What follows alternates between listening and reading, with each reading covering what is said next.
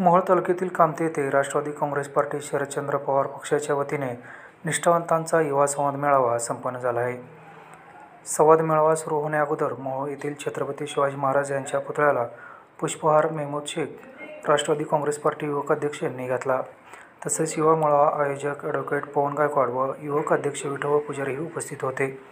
तर युवकांनी शेख यांच्या स्वागतासाठी मोटरसायकल रॅली काढून सर्वांचे लक्ष वेधून घेतले होते। मोहोळ विधानसभा मतदारसंघातील शेकडो कार्यकर्ते यावेळी उपस्थित होते। तसेच सय्यद रोडे आणि कामते येथे महबूब शेख यांच्या हस्ते शाखांचं उद्घाटन करण्यात आलं। कामते येथील युवा मेळाव्यास ॲडव्होकेट पवनकुमार गायकवाड, विठोबा पुजारी, महबूब शेख, बळीराम काका साठे आणि अन्य मान्यवरांनी उपस्थितांना मोलाचे मार्गदर्शन केले। यावेळी पदाधिकारी व कार्यकर्ते यांना शरदचंद्र पवार साहेबांचे विचार तळागाळात पोहोचवण्यासाठी कार्य करण्याचे आवाहनही पवन गायकवाड आणि महबूब शेख यांनी केले। गणेशदादा पाटील युवक व्यापारी सेल तालुका अध्यक्ष म्हणून स्वीकार करावा। अतिशय चांगला प्रतिसाद या युवा संवाद मेळाव्याला मिळाला। अनेक गावामध्ये शाखेचं उद्घाटन झालं। प्रत्येक गावामध्ये युवकांनी उत्स्फूर्तपणे स्वागत केलं आणि मोहोळच नाही तर महाराष्ट्रातला युवक हा शरदचंद्रजी पवार साहेबांच्या पाठीशी आणि मग अशा प्रत्येक ठिकाणच्या युवकांना भेटायचं म्हणून आज पवन गायकवाडांनी निष्ठावंत युवकांचा संवाद हा कार्यक्रम घडवून आणला। त्यामुळे मोहोळ तालुक्यातील देखील जे पवार साहेबांच्यावर निष्ठा ठेवून काम करणारे लोक आहेत त्यांच्यासोबत भेटण्याचा आणि संवाद करण्याची संधी मला मिळाली। जिल्ह्यामध्ये आता बदल महाराष्ट्रामध्ये होतोय। मागच्या वेळेला सातारा जिल्ह्यातले दोन्ही खासदार हे भारतीय जनता पार्टीचे होते। आता दोन्ही खासदार महाविकास आघाडीचे आलेले आणि लोकसभेच्या अगोदर एक चांगली सुरुवात आमची झालेली आहे की पवार साहेबांवर प्रेम करणारे ज्येष्ठ नेते विजयदादा मोहिते पाटील यांचा प्रवेश राष्ट्रवादी काँग्रेस पक्षामध्ये झाला आणि काकासाहेब साठे आमचे जिल्हाध्यक्ष या सर्वांच्या प्रयत्नानं माढ्याची जागा आमची निवडून आली। सगळे आमदार गेलेले असताना जनता मात्र शरद पवार साहेबांच्या पाठीशी होती आणि या मोहोळने देखील ऐतिहासिक लीड दिलं आणि सोलापूरची देखील लोकसभेची जागा ही पंढरपूर आणि मोहोळच्या लीडवर प्रणितीताई शिंदे देखील महाविकास आघाडीच्या आज खासदार झाल्या। म्हणजे सोलापूर जिल्ह्याचा कल हा विधानसभेला काय असणार आहे तर सोलापूर जिल्ह्यातले सगळे आमदार हे महाविकास आघाडीचे असणार आहेत हे लोकसभेत सोलापूर जिल्ह्याने दाखवून दिले की आता ज्या मी माझ्या भाषणात देखील सांगितलं ॲडव्होकेट पवन गायकवाड हे काम करत आहेत। चांगल्या पद्धतीने त्यांनी काम करावं पण जे काही सगळे इच्छुक उमेदवार आहेत त्या सगळ्या इच्छुक उमेदवाराचा सर्वे हा पक्षाचे प्रांताध्यक्ष जयंत पाटील साहेब करतात।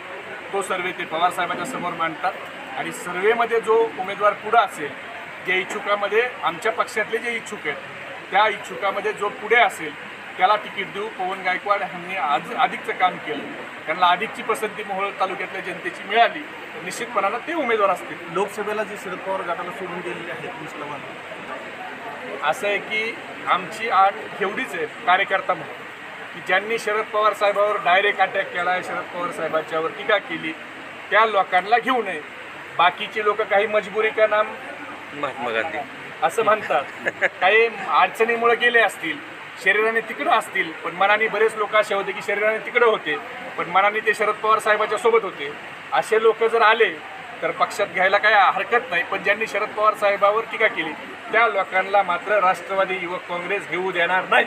सोलापूर जिल्हा शरद पवार साहेबांचं विशेष प्रेम आहे आणि मी तुम्हाला जबाबदारीनं सांगतो की आता सोलापूर जिल्ह्यात ज्या जागा आम्ही लढू त्या सगळ्या जागा ह्या महाविकास आघाडीच्याच निवडून येणार। आमचे आमदार वाढतील आणि मी आता तुम्हाला आकडा सांगत नाही कारण आता वरिष्ठ पातळीवर बोलणी चालू आहे पण ज्या जागेवर आम्ही महाविकास आघाडी लढू त्या सगळ्या जागा ह्या महाविकास आघाडीच्या सोलापूर जिल्ह्यातली जनता ही शरद पवार साहेबांच्यावर प्रेम करणारी जनता आहे। इथल्या जनतेनं नेहमी शरद पवार साहेब अडचणीत असताना त्यांच्या पाठीशी उभा राहिलेली आहे आणि ह्या सोलापूर जिल्ह्याने आता 4 जूनला दाखवून दिलं की पवार साहेब ज्या वेळेला अडचणीत असतात त्यावेळेला सोलापूरची जनता धावून येते। राजन मालक यांच्यासोबत आम्ही अनेक वर्ष काम केलेलं आहे। मग अजयदादांबरोबरही काम केलेलं आहे। राजन मालक यांनी अजून शरद पवार साहेबांच्यावर डायरेक्ट टीका किंवा इनडायरेक्ट टीका केलेली माझ्या पाहण्यात, ऐकण्यात, वाचण्यात आलेली नाही आणि कार्यकर्ता म्हणून माझी एकच भूमिका आहे की जो माणूस शरद पवार साहेबांच्यावर बोलेल मी त्याच्यावरच बोलतो। जे शरद पवार साहेबांच्यावर बोलणार नाही ठीक आहे, कुणाच्या काही अडचणी असतील तर काही अडचणीमुळे कोण कुठे गेलं असेल पण जर शरद पवार साहेबांच्याबद्दल ते बोलत नसतील तर आम्ही विनाकारण त्यांच्याबद्दल बोलण्यात काही अर्थ नाही। आमचं पक्ष वाढायचं काम आम्ही करतोय, त्यांचं काम ते करतील। मोहोळ मतदारसंघामध्ये चर्चा चालू आहे की विद्यमान आमदार जर शरद पवार गटात आले तर त्याला तिकीट मिळणार.